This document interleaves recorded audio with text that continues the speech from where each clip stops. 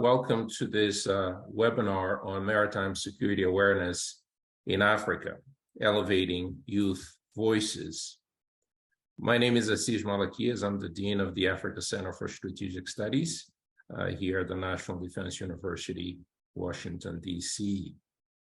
The Africa Center for Strategic Studies, as well as the Office of the African Union Youth Envoy, and the African Union's Youth for Peace Africa program, organized this webinar to analyze the role of youth in promoting awareness about ocean health, protection, and its sustainability. As we all know, coastal states and the shipping industry are confronting maritime security challenges in all of the seas and oceans surrounding Africa.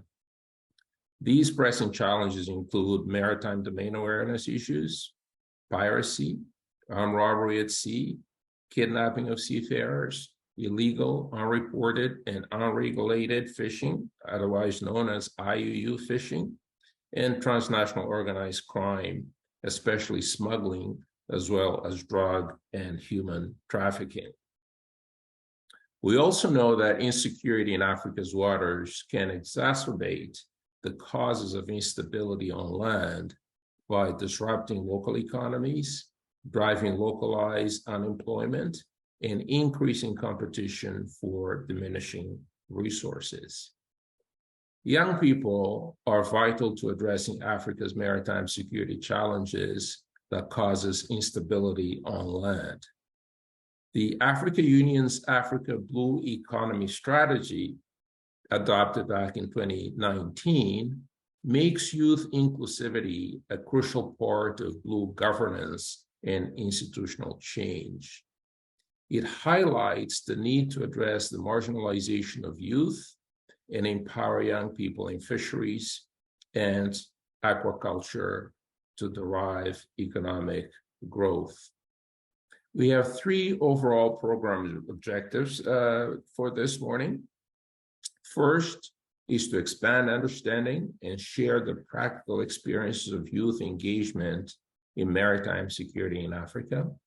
Two is to explore and examine lessons learned and practical approaches for fostering youth involvement in maritime security governance in Africa.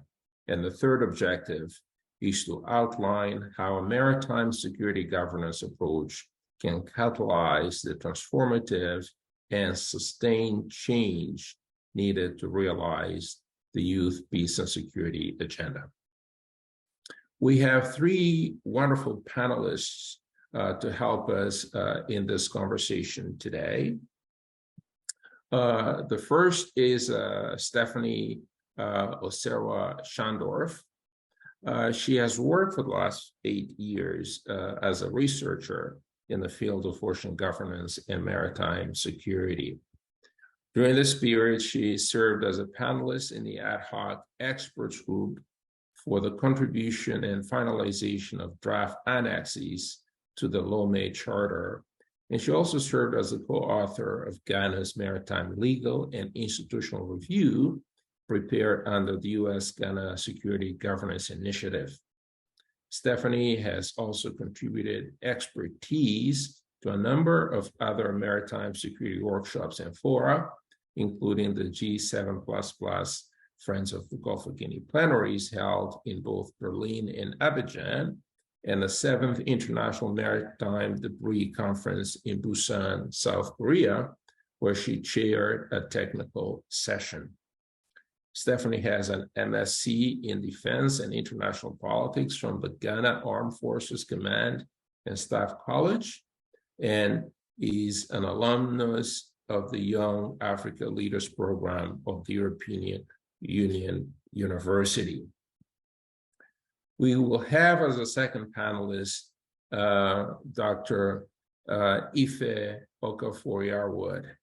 She's a lecturer and Pew Marine Fellow at the University of St. Andrews School of Geography and Sustainable Development in Scotland.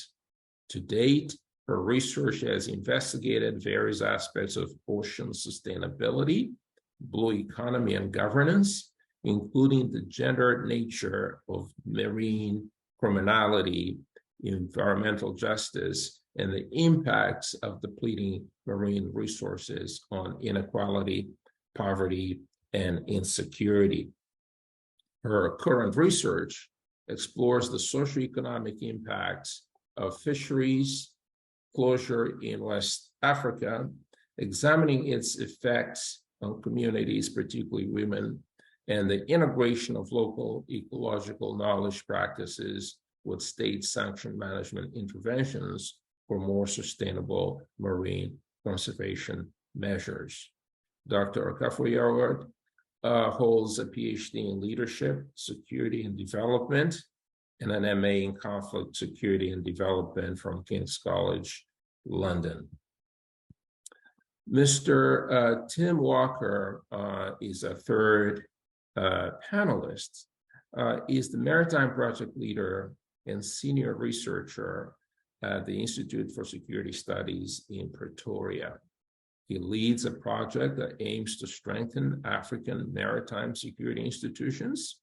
Since 2011, he has worked to promote maritime security as a policy priority with organizations such as the AU, ECOWAS, IGAD, SADC, and the Indian Ocean Rim Association. He's a graduate of Rhodes University in Grahamstown, South Africa, where he earned a BA and an MA in political and international studies. Let's then start with a question I have prepared for Dr. Ife Okafor-Yarwood. Dr. Ife, if you don't mind, how does the lack of educational and employment opportunities influence young individuals to turn to maritime criminality and violence in the coastal areas? Thank you so much for the question. And first of all, thank you so much for the invitation to contribute to this conversation.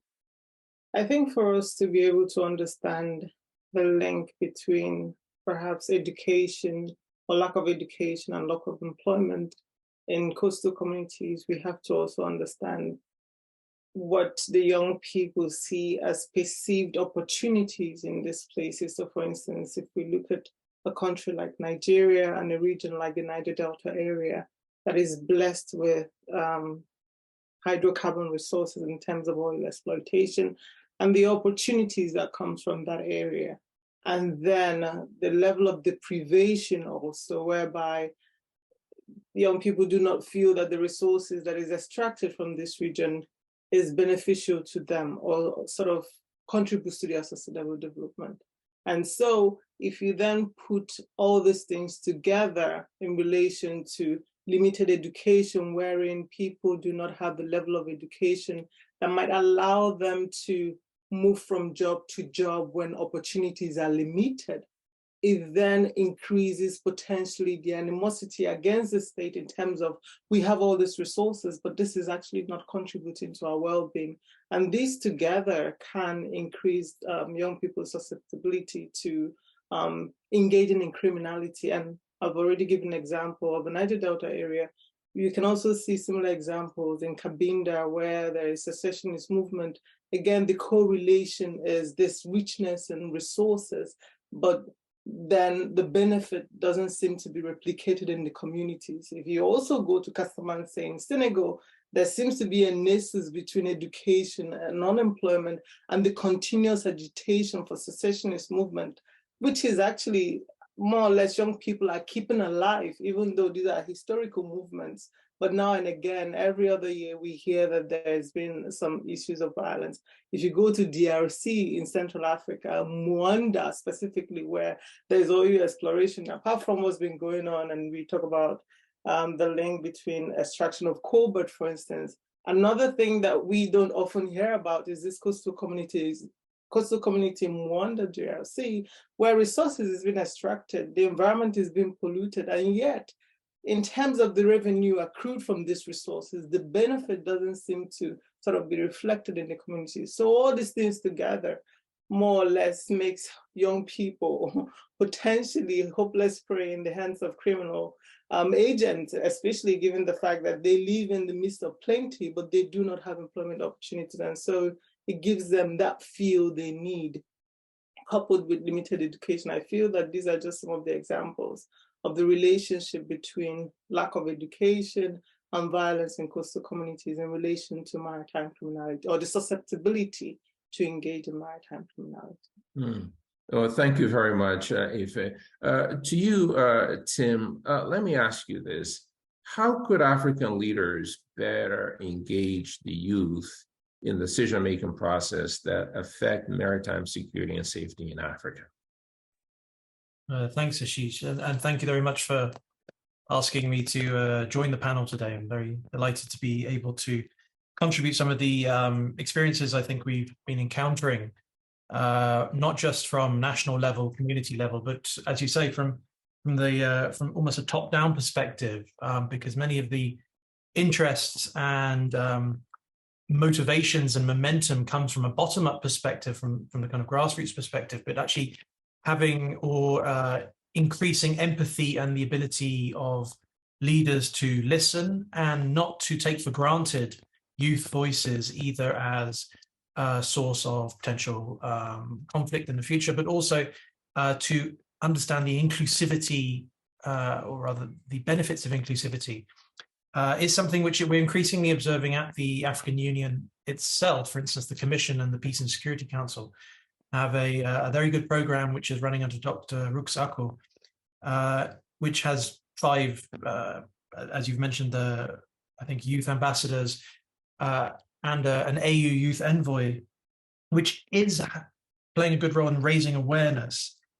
The leaders themselves at the national level, listening to or rather engaging in the platforms provided by the AU and these champions is one thing, but fuller engagement in creation of national action plans for youth is essential, and they are kind of two sides of the same coin. The increased empathy around and listening to grassroots perspectives of youth who want to help design and inform what their future economies will look like, or how plans will be laid to better combat the effects of climate change. These are all features of part of this conversation. But to drive it forward really requires, one would say, a sort of national level buy-in from these plans and an increasing awareness of listening, which we're seeing, like I say, encouraged by the African Union, I think in particular, but also the regional communities as well. Thank you, Tim, so very much. Stephanie, a question to you, and welcome, by the way, welcome. Why is including the voices of the youth important to ensuring maritime security and safety in Africa? And why should young Africans be driven towards addressing maritime security and safety concerns? Thank you so much, and pardon me for joining in late. It's one of those technical issues, but I'm glad that we are having this conversation to begin with. Well, I think one of the most important reasons to what you're asking is really the simplest, and it's the fact that youth have every right to be involved. Now, maritime security and safety concerns pose a complex problem to the African continent, a wicked problem, really. And we cannot address such a complex regional concern without taking into consideration the perspectives of the largest and fastest growing segment of the population in that region. And for Africa, that segment is its youth. We all know that 60% of Africa's population is under the age of 25. I think we are aware that more than a third of Africans are between 15 to 34 years old. And to be honest, by 2030, estimates show that about 75% of Africans will be under the age of 35. Now, this doesn't just mean that we are going to continue to have a large youth population for Africa. Yes, that is a fact. But beyond that, it also implies that young people will be the most impacted by the emerging challenges of the blue economy, whether this be piracy, whether it be illegal fishing, or whether it is marine pollution. And so on an increasingly democratic continent, it seems almost inevitable that by their very numbers, youth have the right to be involved in maritime governance to address these concerns. And I think the second is the fact that we've had this rhetoric that youth can act as drivers of change and innovation. And we hear this on and on. But the question is why? And I'll tell you what I think.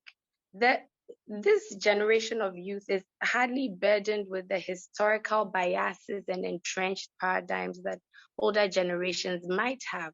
And so what this means is that we are able to come to the table with fresh perspectives, with unbiased perspectives. And we must also admit that being born in this generation means that youth can easily adapt to using emerging technologies, new and emerging technologies, right? Whether it be advanced maritime security and data analytic tools, whether it be AI or remote sensing, tools that are absolutely essential to enhancing detection and response to maritime security threats, right? And now closely linked to this is the third reason, which I'll just talk about really briefly. And I am hoping that you can follow me on this train of thought. It's the fact that there's a growing awareness amongst youth about sustainability concerns, several of which are linked to the ocean. As a matter of fact, some studies have shown that youth are more concerned about the environment and youth are more likely to act pro-environmentally than older generations. And this is something that we can really leverage on to help young people. I mean, when we help young people to recognize that much like the entire ocean space is connected, all oceanic threats are interlinked. And as a matter of consequence, what this means is that ocean sustainability and general environmental sustainability are all one and the same. And these can never be guaranteed when threats such as piracy, threats such as illegal bunkering and illegal fishing continue. So in sum, what I'm saying in this third point is that we know that youth are concerned about sustainability issues. Let's leverage on that to reel them into addressing maritime security concerns. Hopefully, a lot more can come up as the discussions continue. Fantastic. Thank you very much for that comprehensive answer. Back to you, Dr. Yarwood. What initiatives have African leaders implemented to actively engage young people in decision-making concerning the blue economy, maritime security, and safety in Africa? Again, thank you so much for the question. It's quite easy to say that there is actually a recognition at the continental level that the youth have a very important role to play in peace and security. And we see this with the institution of the African Charter or Youth Charter in 2006, for example. And then following the UN resolution on youth, peace and security, we also see the introduction of the Youth for Peace in 2018 by the African Union. But when it comes specifically to the blue economy, there doesn't seem, or maritime safety and security, there doesn't seem to be a recognition or a need for maritime security or blue economy to be centered, even in those documents that relate to youth, peace and security. And this fails to capture the fact that even though realities around security are not the same on land, even though we realize the land-centric nature of a lot of the conflict on the continent, that also a lot of the conflict on the continent are actually very coastal and relates to resources in the coastal areas. We can talk about the violent clashes between local fishers and industrial fishers in coastal communities, for example. I've already given examples from the Niger Delta in Nigeria, Cabinda, Angola, Mwanda in DRC, how ocean-based resources, exploration of oil resources is undermining environment and livelihoods. And also, we can also talk about Amazonia, for instance, in Cameroon, which is a coastal country, and the fact that the youths are carrying some of this conflict. And so there seems to be a failure to recognize the importance of perhaps including questions around blue economy and maritime security in all this youth charter. And then an opportunity you could then say could be presented by a lot of the maritime and blue economy strategies that's been presented. You talked about in the opening or in the introduction about the African Union Blue Economy Strategy. Yes, it does mention youth, but it mentioned youth in the context of vulnerability and also inclusivity, but specifically when it comes to fisheries and aquaculture, but perhaps ignored or had an oversight when it comes to potential role that the youth can play in blue power generation sector, for example, in tourism, in even solving the problems of security threats with their innovation, the fact that youth can be ethical hackers at a time that cybersecurity issue is actually an emerging threat when it comes to maritime security. So there seems to be failure to recognize that. We also have the African Charter for Maritime Transport that does not mention anything about the youth. So I think in principle, there is this recognition that the youth have a role to play when it comes to peace and security, but mainly on land-centric issues, with very limited recognition of the important role that the youth are already playing and can play in peace and security, or contributing to peace and security, but also being the people that are actually undermining peace and security in countries across the continent.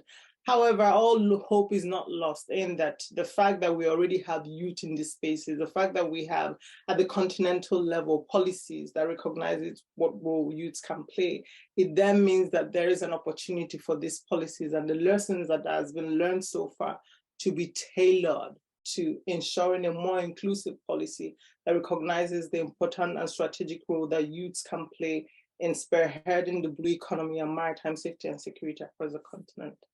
Thank you. Thank you. Thank you very much. Tim, question for you. What are the three most important steps maritime security actors can take to ensure that African youth and others who are often marginalized in security policy discussions are increasingly involved and empowered to effectively participate in them? Thank you. Yeah, thank you for the question. And just starting off by reflecting on what Ife pointed out in terms of the lack of mention of youth. It's a crucial problem in terms of when we sit down to say, right, well, what are the three important steps? What's the framework we have to work within in terms of documentation, charters and conventions and strategies? They're silent on these matters. So in one respect, one of the important steps I would say would be for a sort of a continental revisiting or a reflection on how well these documents in a sense could be seen as future-proofed, or what would be required to ensure that they are open to the kind of changes which the trajectories of population growth and climate are increasing. One step, I would say, is a bit more of a positive action. The other one, in the sense, being a negative in the sense of prevention of or stopping an action rather than necessarily being negative. One clear step is to stop the securitization of youth. As Dr. Yarwood mentioned, the mentions are few. They're sometimes not very well in terms spelled out or connected up. The relationship is not well understood between a growing youth population and what that means in the sense of maritime security.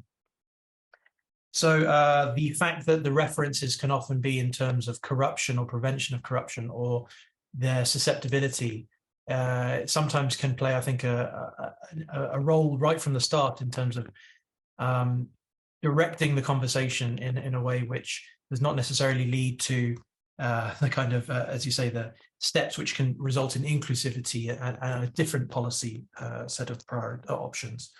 In terms of empowerment, I refer again, I think, to the fact that at the national level, there is a clear, I think, sign, slow still, but a clear sign that at national levels, states, governments, even at the level of cities and provinces, are looking at plans for the future, national plans or action plans.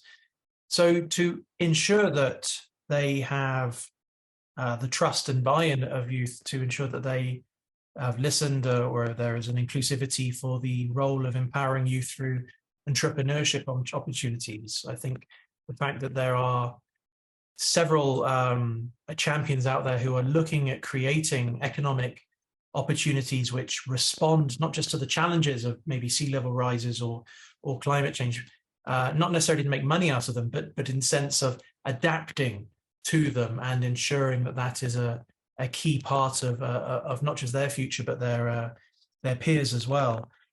That the national level policies really need to make sure that they include or do not proceed without having fully incorporated the perspectives of youths, either individually or as collectives. Those are, I think, some of the key steps which need to be taken to ensure that the marginalization is lessened, and also that the opportunities are better known. Tim, thank you very much for the answer. Stephanie, what are some of the key elements that impact citizens, especially the youth's perception of maritime security governance in Africa? Thanks for the question, Aziz. I think what matters most here are the narratives that youth are exposed to in their homes, in their communities, and even in their schools about ocean governance. And the narrative runs very thin in most instances. So even when youth know something about the importance of the ocean, they know nothing about the security challenges it faces. And I know that was the case for me growing up.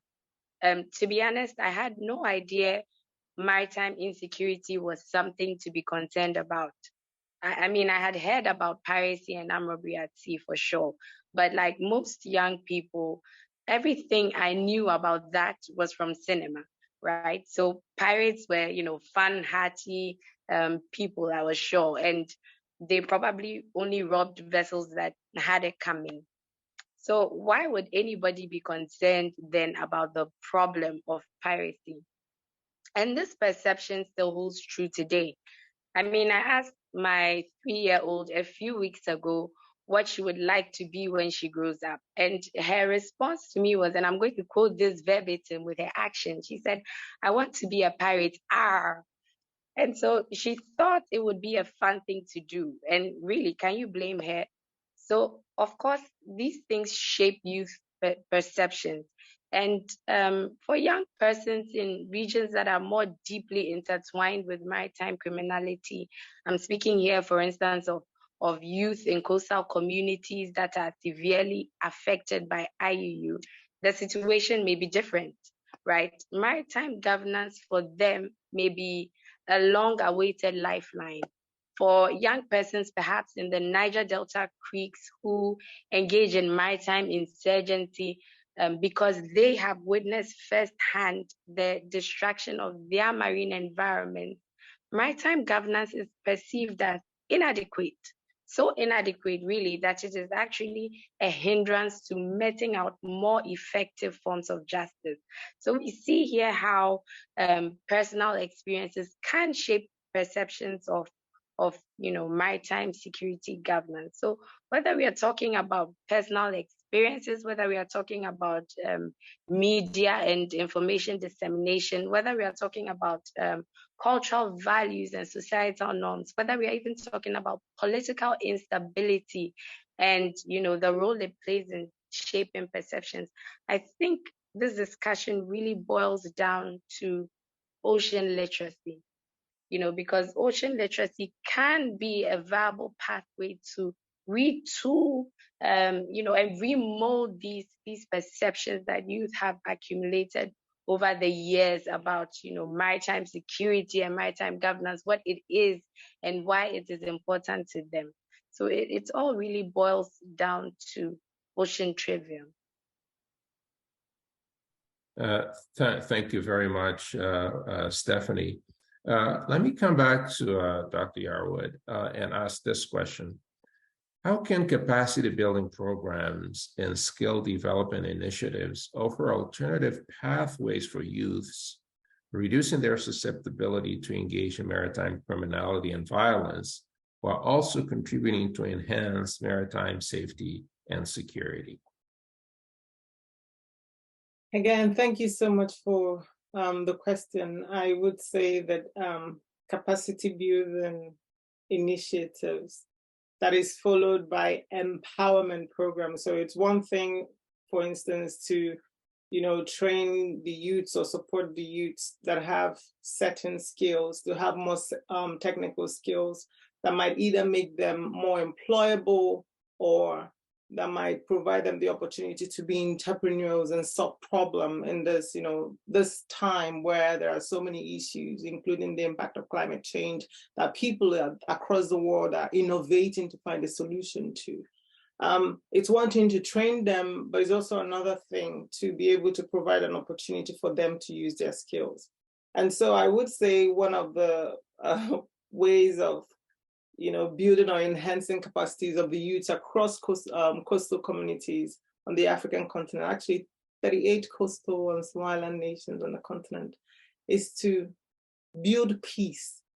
And by building peace, I mean ensuring sustainable development in coastal communities, ensuring that sustainable development is done in a way that justice is at the center of it. Because we also know at a time where we're speaking and talking about sustainability and the impact of climate change, that policies have been introduced that actually unfortunately pushes people further into poverty and potentially further into criminality if that is the only option they have. So ensuring that we build peace. And I'll give you an example by talking about the amnesty program in the Niger Delta. Niger Delta is actually a very good example of, what African continent, especially oil producing states or those that have resources in the coastal areas, can do wrong and the impact it can have on not only national security, but also regional security. But at the same time, it provides an opportunity for other states, countries like Senegal, that is now going to become an oil producing state, countries like Mauritania, that is now going to become an oil producing state, of what not to do, what can go wrong if you do not utilize the resources in a way that is beneficial to your people. So when in 2009, the Nigerian government gave amnesty to the militants, this was supposed to be something that was supposed to be positive. But with the amnesty came training. But these people became trained and educated. However, upon their return, there was no job. So actually, the training and empowerment ended up empowering them to even veer further into criminality. So this gives us an example of why in the process of buying peace, which the amnesty program ended up becoming, we must also build peace. Because the fact that the Nigerian government failed to do that from 2009, and then by 2016, we saw new militants group forming because they realized, oh, hang on a minute, it seems that with the deprivation, the only way we can actually get a share of this national cake is when we become agitators. So I feel that the solution to this sustainable capacity building program should be enhancing the capacity of the youths to be able to be more gainfully employed or become entrepreneurs, but also matching that with actually employment opportunities when this training has been completed.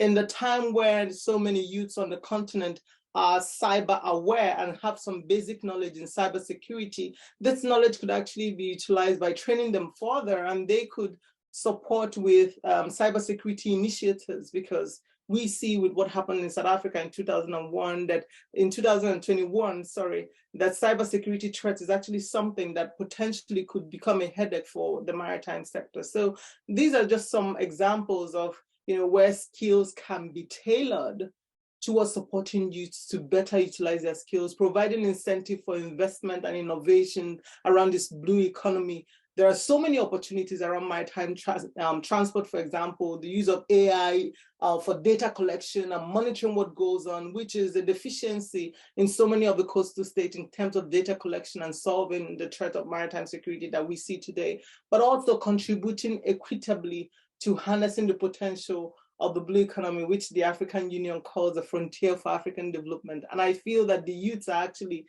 the purveyors, the people that can actually make this happen. And it just depends on how the continent as a whole, hopefully through the leadership of the African Union, can sort of institute policies that will help them to do their role better. Thank you. Yeah, thank you. Tim, what are some of the key circumstances already causing insecurity in the maritime areas, sectors, and how is future youth involvement being framed? Thank you. The framing, as a sort of refer back a little bit to my previous response, is not often very helpful. There's a lot of words being thrown around, a lot of concepts, some of them dividends, bulges, and all sorts of things, which do ask, sort of beg the question of how are we framing youth in a broader context, paying attention to the language used there as well. And what I'm increasingly seeing is the squeezing of space, the available space and opportunities for populations along the coastlines, in particular in West Africa, with a sense of the importance or growing importance of mobility. Several of my colleagues at the ISS, Ilhan Dahir and David Willimer, have written a recent article on which really opened my eyes up to the importance of sea level rises, the sea level rising at the moment.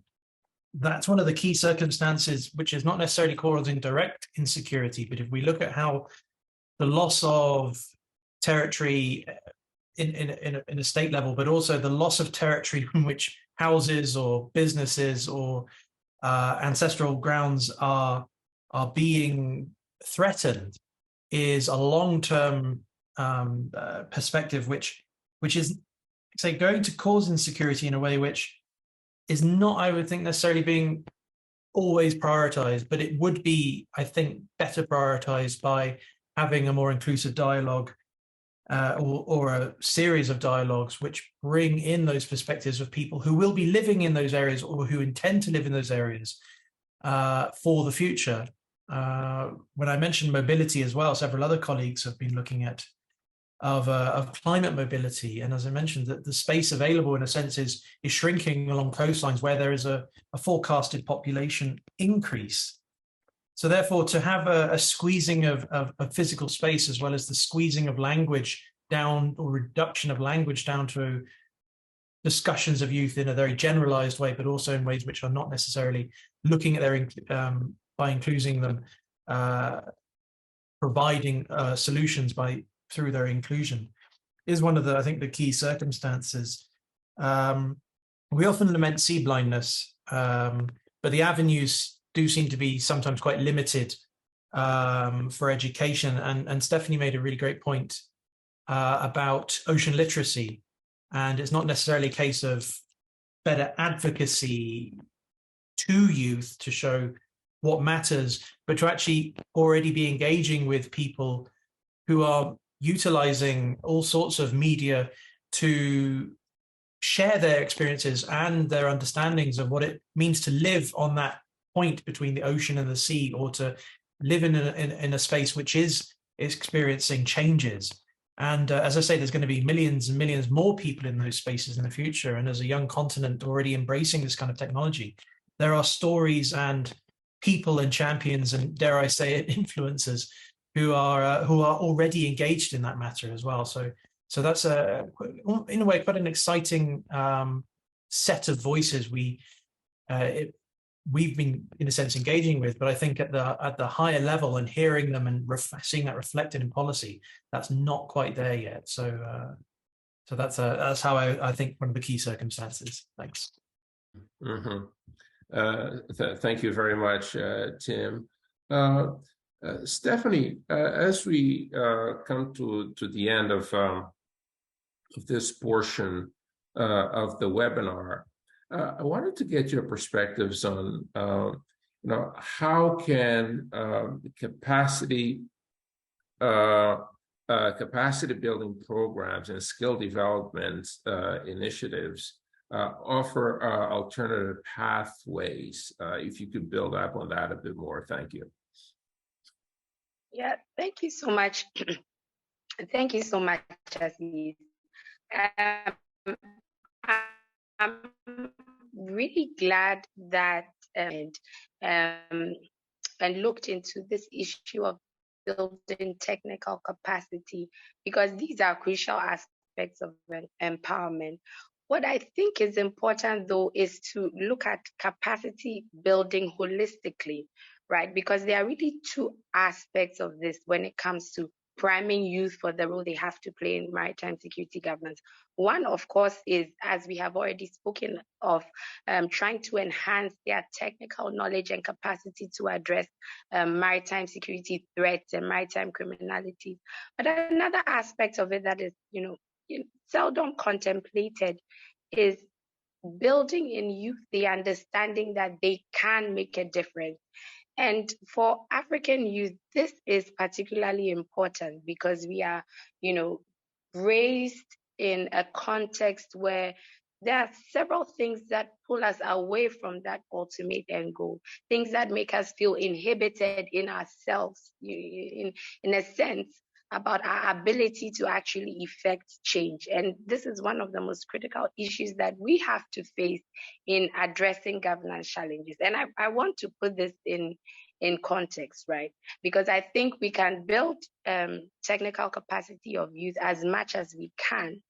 But if at the end of the day, I'm a young person who has all the technical capacity I need to address maritime security concerns, if I'm placed on an international platform and I do not feel empowered to speak, I do not feel like it is in my place to contribute, if I feel inhibited merely by the fact that I'm a young person, then all of that technical capacity amounts to nothing, because I do not think then that I can make a difference. So I think when we are talking about, building capacity, when we are talking about empowering youth, it's also important to look at this critical aspect of it. Getting youth to move from the point of thinking that they are Africans, they are limited, to the more empowering thoughts of, yes, we can do this. These are complex issues naturally, because the ocean in itself is a complex space.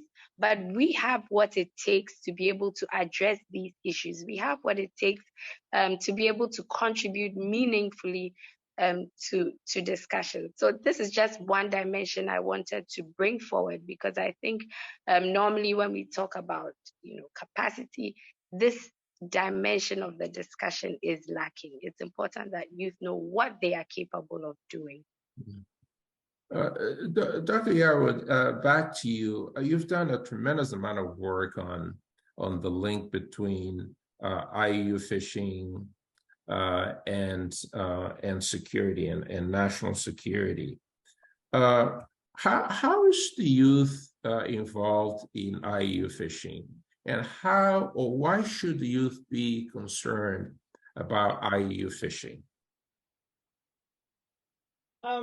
Thank you for the question. I think for us to think about the youth involvement in crimes, especially when we talk about IUU fishing, for instance, there is this perception to them or to fishers in general that is not necessarily a crime, rather it is about survival. So you hear things like we're merely following the fish, for instance, and you also hear things like we don't catch enough fish.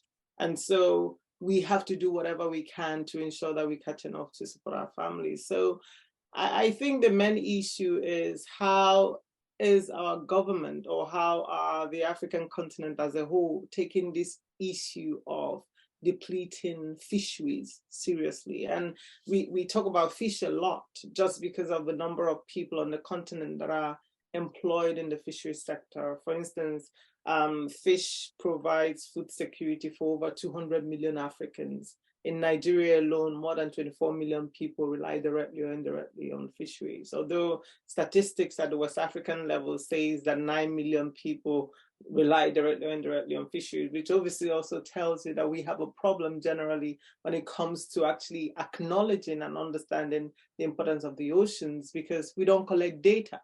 So if you don't have data, for instance, you might not necessarily understand the extent to which there is problems in the coastal areas and how you can better address those problems. So I feel that a lot of the times it's not a case that the youth feel that they are committing crimes in relation to IUU fishing or other threats, but it's a sense of, well, this belongs to me. So for instance, again, I'll give an example of Niger Delta.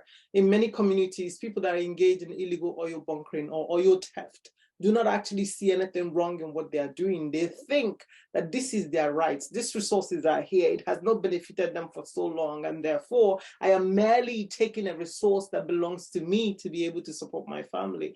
So I feel that whilst it is important for us to recognize the importance that the youth can play in, harnessing the potentials of the blue economy and potentially being the bridge that contributes to the sustainable development of the African people and peace and security on the continent as well, we also have to recognize the importance of rule of law and the government being ethical in the way that they provide for their people, the government being less corrupt in the way that they ensure that their people have the resources that they need. I mean, these things have to go hand in hand. We can't discuss it separately. So there is a need for our government to do better in ensuring that the resources that is extracted from coastal areas actually contribute to the livelihoods of the people.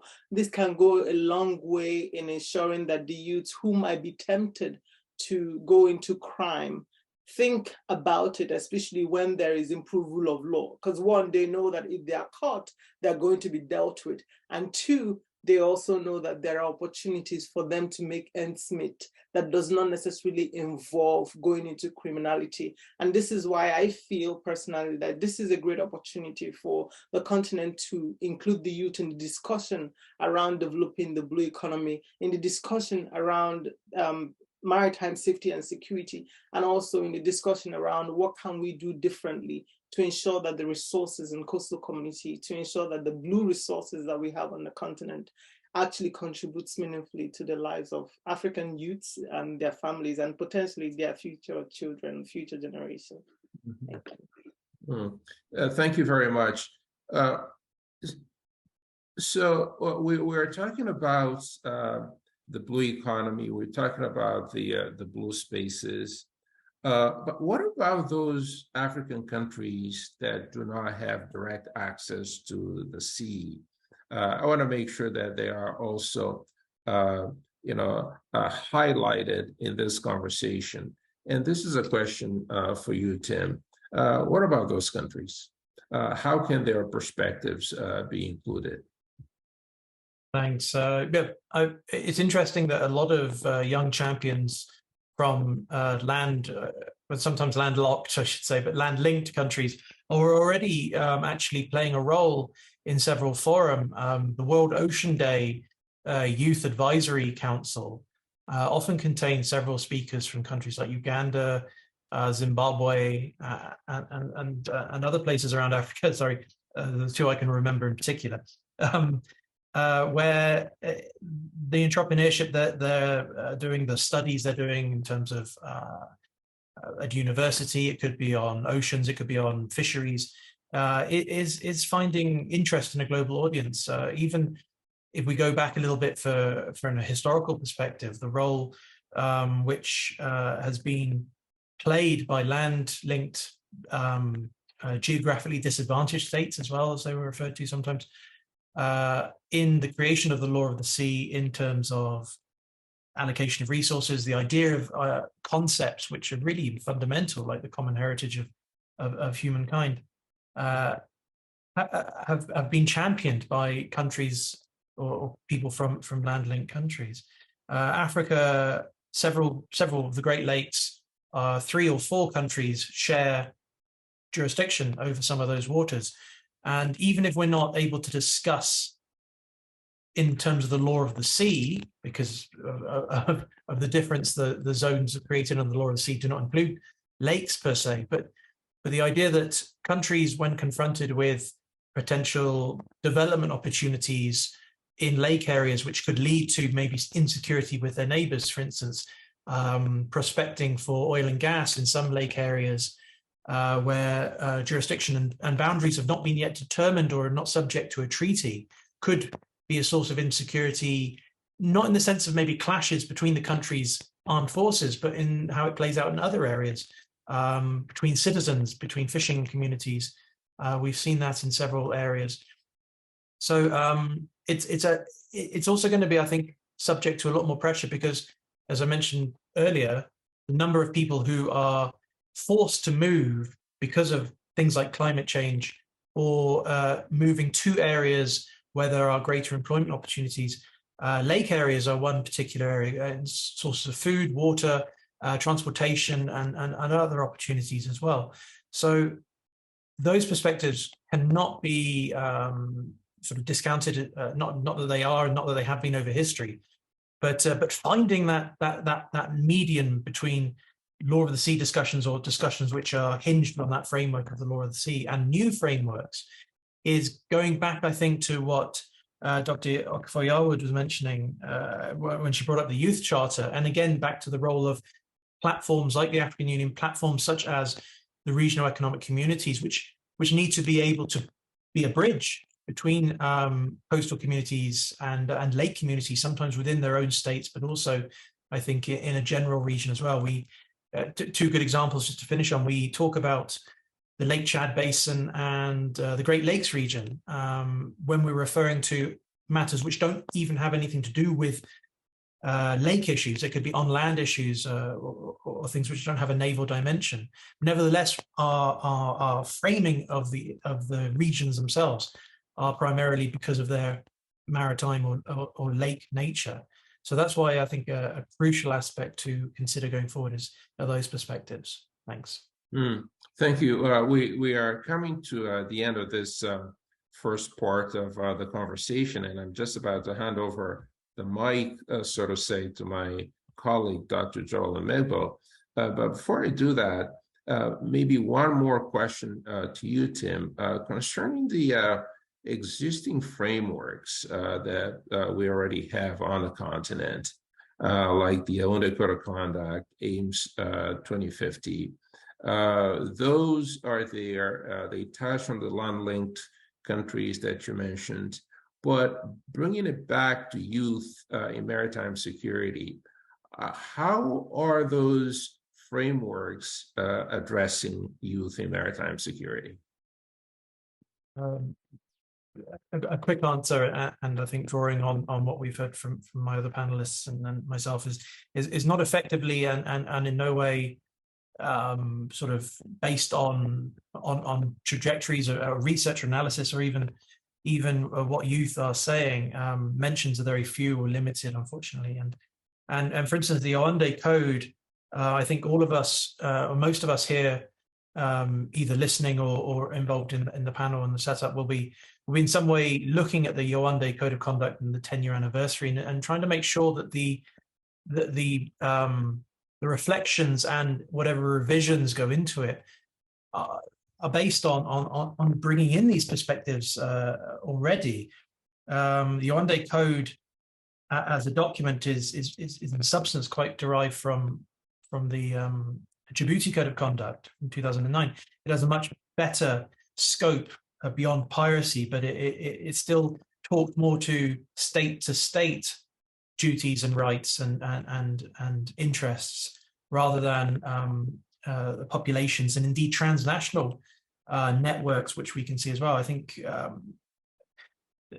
if one thing I'm picking up as well is the connectivity between youth, regardless of nationality, is a fantastic aspect of life in the current day and age, and sort of tapping into those perspectives. I've said it before, but also increasing the awareness that they will be the ones who will be the leaders in 10, 20 years time, or they will be the ones sitting down to do the next revision. Probably do not want to be finding it still doesn't talk to their perspectives. Thanks. Well, thank you. And over to you, Dr. Amebo. Thank you so much, Dr. Malakias. Very interesting conversation going forward. I will take the Q&A going forward from now. And I have a few questions. So I'm looking at the questions that people colleagues have asked in the chat. And I'm going to start with Dr. Malakias. and then I'll end with Tim. Right. So with Dr. Malakiash, the first question for him will be: we just finished, concluded an event in Portugal recently, and so it will be interesting to hear some of the suggestions, some of the outcomes from that event in Portugal. And if you can describe the event just a little bit for colleagues online to understand what the event was. And so I'll just give you a couple seconds for you to think about, the question before I come back to you. But I also want to turn to Dr. Yahud, more on the practical, side, right? We have colleagues that are asking that young people on the continent have competencies already, right? They have some skills already, and they don't have access to employment. And so practically, what is it that we can do, or leaders can do, to create the environment for young people to have the jobs that they need to work in this space? And also, if they do not have the jobs, can we force them, or can we push them not to go into illicit activities? What's your take on that? And on my dear friend Stephanie, there's a question about going back to some of the things that you talked about. If you can please clarify again how youth engagements, or how engaging youth can contribute to ocean safety or to the blue economy. If we can do that, would be great. So I'll start with Dr. Malakiash. I'll go to Dr. Yahud, Stephanie, and I'll come to you, Tim. Over to you, Doc. Thank you very much, Dr. Mebo. So we held, and by we, I mean the Africa Center, the Perry Center, the Marshall Center, and the Atlantic Center. We held an event in Lisbon, focusing on the Atlantic. For the very first time, we brought the whole Atlantic basin together. As you know, discussions about the Atlantic usually are divided. We talk about the North Atlantic, the South Atlantic, East, West. No one has really ever brought the whole Atlantic together, sit down, Africans, Latin Americans, North Americans, Europeans, to really look at the common challenges we face. Because as you know, fish don't need passports. Pirates disregard passports. All the criminal elements don't really abide by the laws, by the rules, by the standards that some of us abide by. So the challenges they pose to us are common.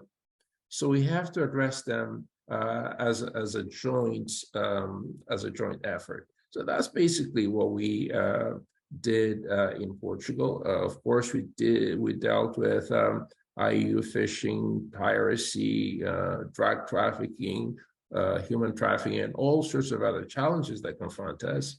But the key question was, how do we together address them? Not just as Africans, not just as Europeans, not just as Latin Americans. How do we together address them? Because if we don't do this collectively, I think divided, we may have a few more problems than if we were to unite and address these problems jointly. In a very, very small nutshell, that's what the event was all about. Thank you, Dr. Malakiash. I'll be coming back to you, Tim, as you were also in Portugal. We'll also love to hear your thoughts on the events in Portugal, as well as the summary of some of the key takeaways. So over to you, Dr. Okafor. Thank you so much for asking the question. And I would say, as much as I would want to say that our government should provide the opportunity for our youths in the coastal communities to actually become either gainfully employed or gainfully involved in decisions around oceans governance and maritime security. I also feel that in this day and age of technology, we can actually also educate ourselves if this is what our interest is. And I can talk about me as Ife Sinachi and tell you that my interest in the oceans governance, apart from the fact that my education was a route to it. I didn't get any scholarship. I looked for funding. I couldn't get the funding that I needed. I was working in the night sometimes and going to school in the morning. And I basically tried to take advantage of social media to also share my knowledge. And this is me talking to the African youth that are listening to me. You can take advantage of technology if you have knowledge of the sea, even if it's minor, especially as someone that is living in coastal communities. You have a social reality. You can share your social reality as a way of telling people that these are issues that are involved, that are sort of very critical in my community, and I might have a role to play in solving this problem. And this one thing provides one opportunity. It means that if there are people that have similar interests as you, they might reach out to you. This is taking advantage of the media spaces. And then the second way, of course, is also to monitor the right agencies that are relevant to maritime governance and security in your respective countries to see what they are doing. And sometimes you might actually need to write to them. And I feel that sometimes, you know, as a young person, you might feel, okay, I have this knowledge, but I don't feel empowered to speak on behalf of Africa or on behalf of, you know, coastal community. The reality is that nobody really had the power to speak to the problem of anyone, because if you look at it very strategically, you would see that how issues affect people differs. So we are basically speaking on our interpretation of what has been perhaps passed on to us by the people that are affected by these issues. And so there needs to be that confidence as a young person, as someone that exists in a space where there are so many other people interested in what you're doing and the opportunities are quite limited. You have to have that belief in yourself that you have a contribution to make. It might be slow, but when the time comes, that people will listen to you and the opportunities to actually contribute meaningfully will come. And this is why, as Ife, my mantra is build it and they will come. And this is my message to young Africans that are listening. If you're interested in maritime governance and security issues, try to learn with what's already available on the internet, and then follow the right organizations and government agencies that are working on these issues. The next question around how can you stop young people from, you know, engaging in criminality where there are no jobs, is that unfortunately desperate people will do desperate things. Recently, I learned that following an incident that happened off the coast of Cameroon, that one of the young people or the criminals that I was actually attacking a vessel, 2 fishing vessels, was 18-year-old, and unfortunately they were killed. So this tells you the desperation of young people. If they feel that they do not have a job, they would go and attempt. In 2021, with the S. Ben Snare incident involving the Danish naval vessel, one of the criminals that was arrested by the Danish Navy following this incident noted that he was a fisherman, that he joined piracy gang or criminal gang because he did not have a source of employment. In Angola, in Luanda, young people are using buoys and claiming to be fishers, but their target is actually that sometimes they want to sort of attack vessels that are loitering along the harbors if the security agents are not looking. So what I'm trying to say in essence is that when people are desperate in today's world, they will do anything, and criminals might take advantage of them. And this is why our government should ensure that there is rule of law, that they fight corruption, that they ensure that the necessary laws are there and in place so that when people commit crime, there is susceptibility of them being arrested and prosecuted, because that could be the only deterrent to actually engaging in crime in coastal communities where people would definitely try, since there's limited opportunities for them. Thank you. Thank you, Dr. Yawood. I'll come to Stephanie. But Stephanie, before I ask you the question, I'm going to go to Tim just for him, give him a question for him to be thinking about it. We have a question online from a colleague from Somalia. He's asking to know that Somalia has about 75% of young people who are unemployed, right? And his question really is, how can, can we actively engage young people in Somalia, for example, to have, on security issues, on maritime security efforts, and for them to access meaningful employment opportunities along the issues of maritime. And there's also another question that I think I can tag along with that is, just hearing Dr. Yawood speak about government, the question really is, how can, private sector or policy research groups work in partnership with governments to create more data about, or information about, maritime security or marine resources and protection, for example. So over to you, Steph, and then I'll come back to you, Tim. Thank you. Thank you so much for the question, Joel. So I'm going to be speaking to what you asked about how youth engagement can actually contribute to the advancement of the blue economy. And I think a lot of what Dr. Okafor-Yarwood has already said seeps into this in a sense, because what I'm drawing from what she said so far is that if youth are not made a part of the solution, then they will become a part of the problem. So that is the first thing that we need to recognize, that if we take Africa as a continent, we've already talked about the fact that we have a very youthful population. Africa is a continent for the youth. And so on the one hand, we have a highly buoyant youthful population. And on the other, we have two interesting problems, right? We have high levels of youth unemployment. And then we also have this huge, immense, and yet untapped blue economy potential. And so it's important to see then how we can take each of these factors into consideration when crafting a solution. If we do have unemployment, youth unemployment, and at the same time have untapped blue economy potential, then it seems almost intuitive that it is then important to introduce youth to the opportunities that are available to them in the blue economy and to reel them in on being a part of governing the blue economy, being a part of sustainably drawing from the benefits of the blue economy. And one thing I think is also very critical here is to recognize the fact that the ocean space has an intersection with so many other disciplines. And it's important to know this so that youth do not feel like it's too late for them to play a meaningful role in advancing the blue economy.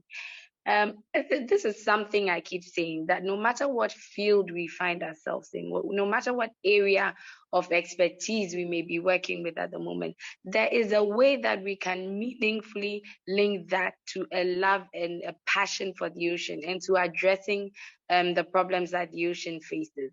So it doesn't matter what field of work you are in, there is some intersection with the ocean. And I think it's important to keep saying this so that young persons can each know that, regardless of their backgrounds, there's a role they can play. I mean, if you are into accounting, as I've said earlier in other forums, then you can consider how you can contribute, say, to accounting for the ocean economy, right? If you are then in the security sector, then you can also find pathways to contribute meaningfully to ocean governance. Because if you take most of the countries across the West African sub-region, there are multiple agencies that have different roles to play when it comes to maritime security governance. So there are different pathways to then be able to contribute meaningfully.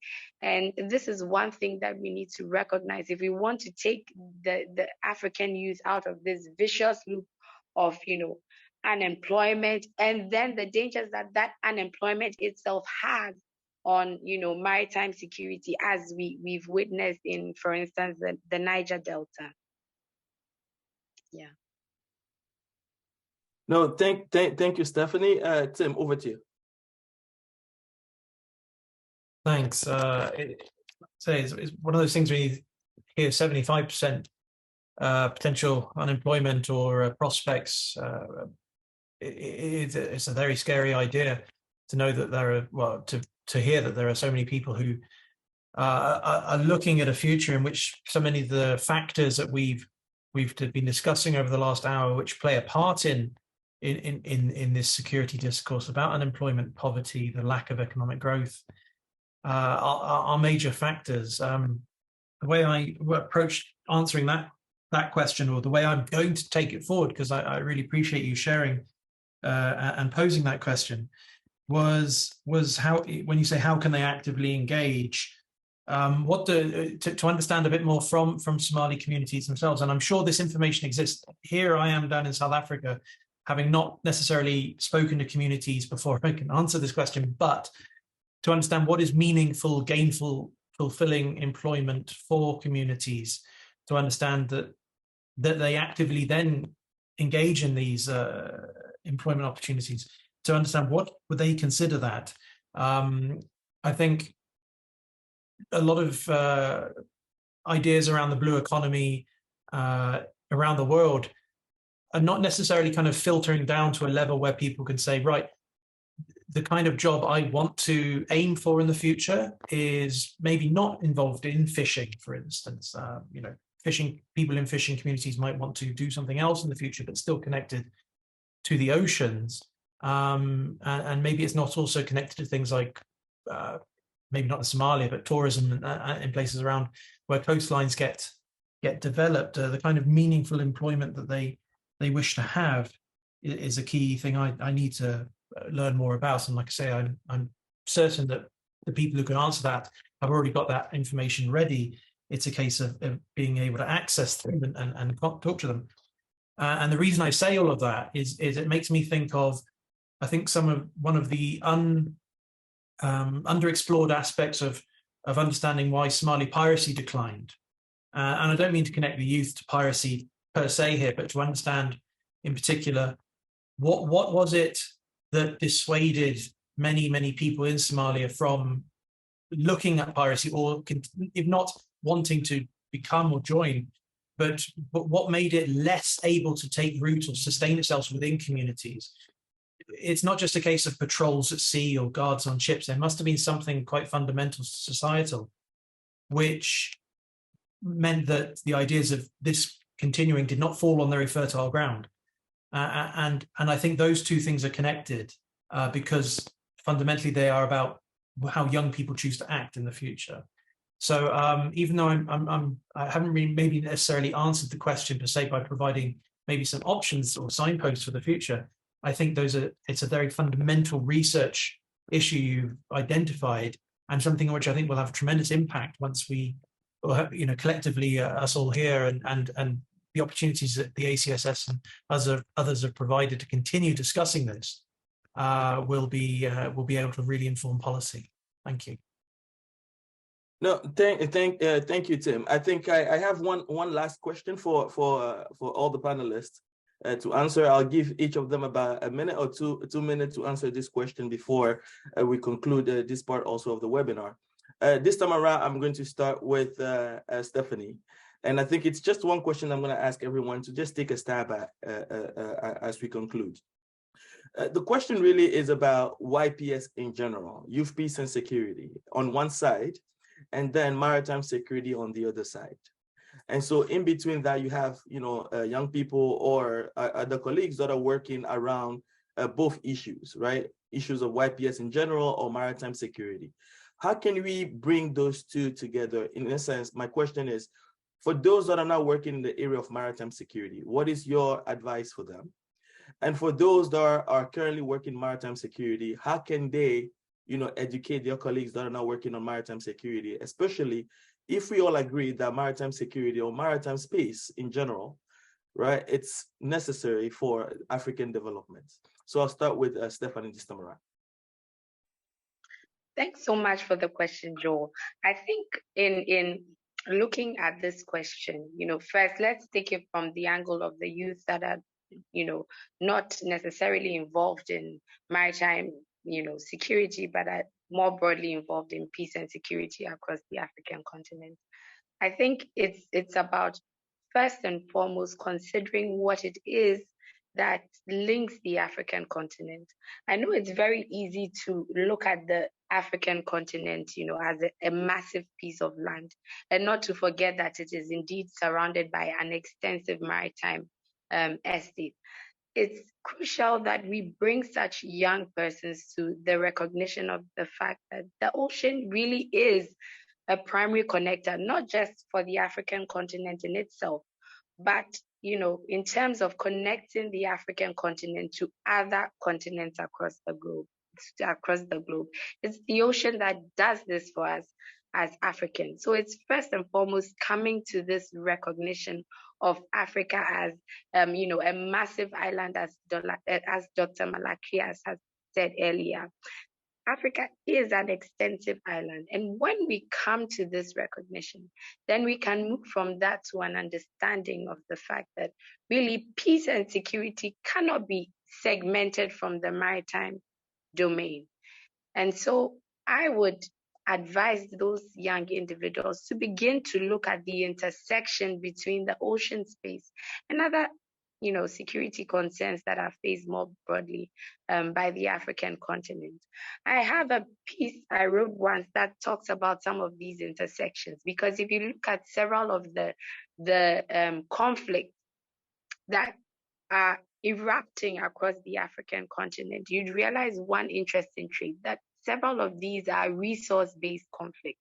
And indeed, we can look to the ocean as an answer to these resource-based conflicts, because the blue economy provides Africa with an opportunity to, begin to explore more extensive resources than what we may have contemplated simply within our land space, right? What then matters is looking to exploit those resources in a sustainable manner that ultimately benefits current and future generations. So it's important to look at the ocean as that, as a viable solution to several of the resource-based conflicts that we face across the African continent.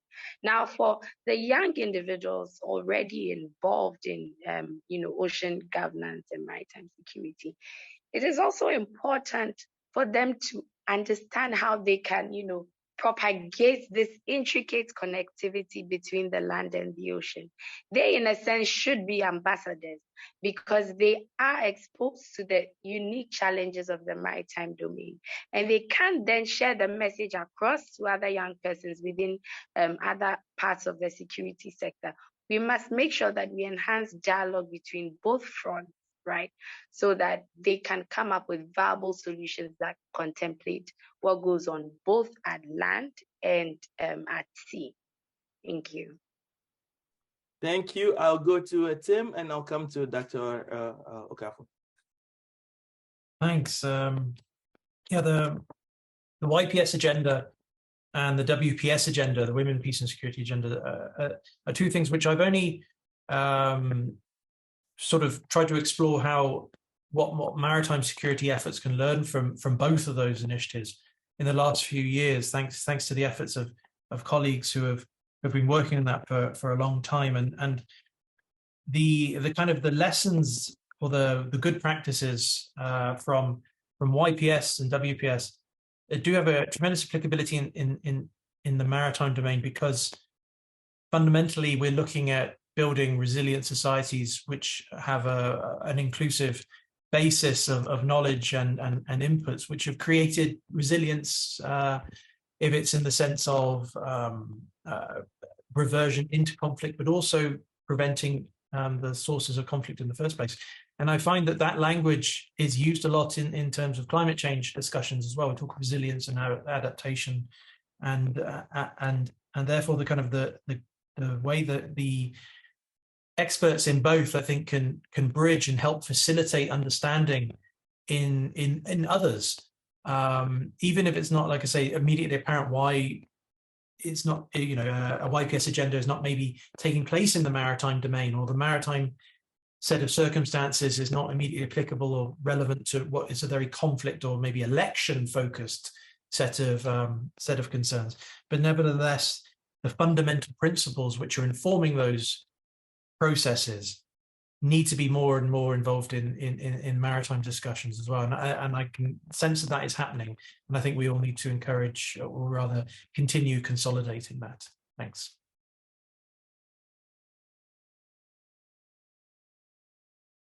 Thank you. Dr. Okafor, over to you.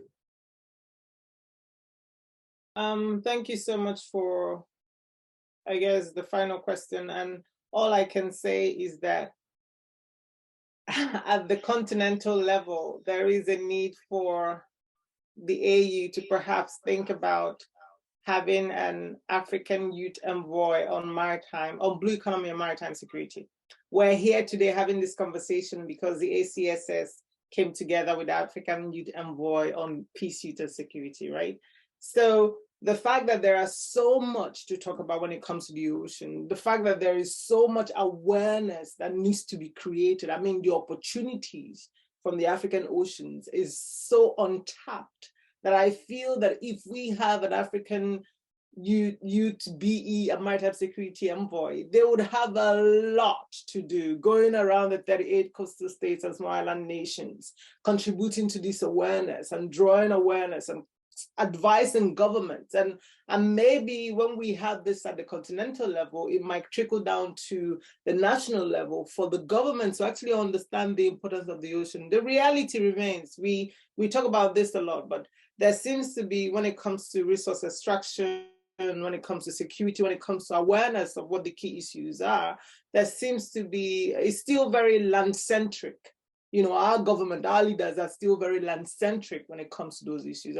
And so perhaps beyond talking, writing, and speaking about these things, we also need to, you know, have this practical way of engaging the youth and say, oh, look at you, we have a young person that's actually doing this, that's been recognized at this level. And so this potentially tells you that even though in practice, our government might not necessarily be putting their money where their mouth is when it comes to investment, but they've shown an awareness of the important contributions that the youth can play in oceans governance, in the blue economy, advancing the blue economy and maritime security by having this policy. And perhaps that would bring about the youths feeling that there is a place for them.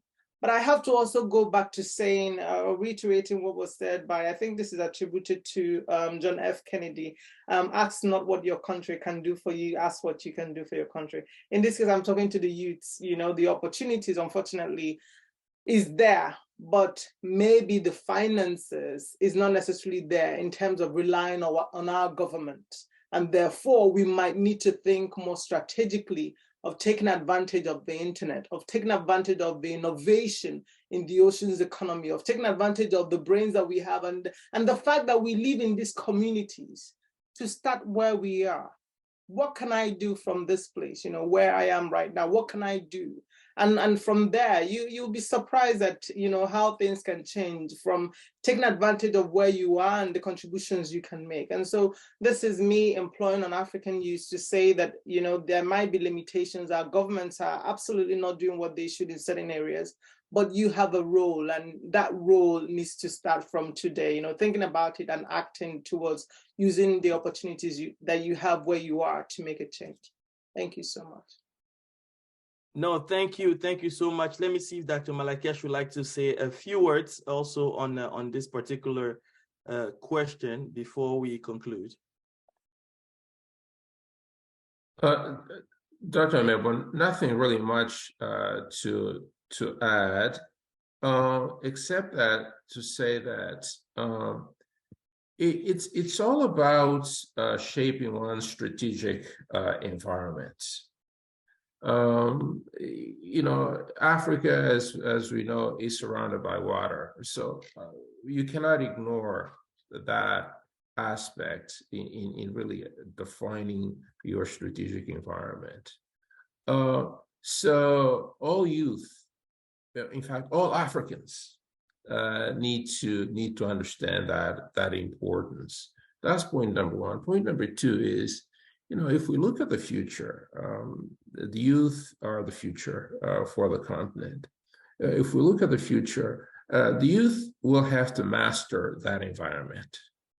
They will have to really shape it, not just understand it, but one step further, shape it in terms of figuring out ways to extracting prosperity from the blue spaces, finding security in the blue space, not just promoting insecurity, but finding security.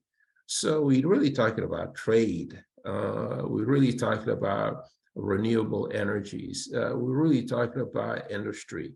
we're talking about all of the potential that are there, but we are not tapping into just yet.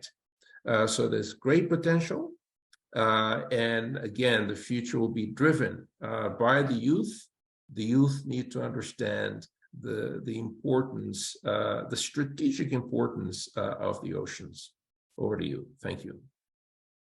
No, thank you so much, Dr. Malakiash. On behalf of the Africa Center, the Youth for Peace, and also the African Union Youth Envoy, I'd like to say thank you to our panelists. Thank you, Dr. Okafor. Thank you, Tim, and thank you, Stephanie. Thank you, Dr. Malakiash, for moderating the first session. And above all, thank you to our panelists and our participants, everyone who was here to listen. Thank you again for listening to this very dynamic conversation about YPS and the maritime security. My colleagues will be sending an email to everyone who has participated this time around, just to remind you or to update you on some of the initiatives on YPS that we'll be doing in the future. Thank you so much and have a wonderful day.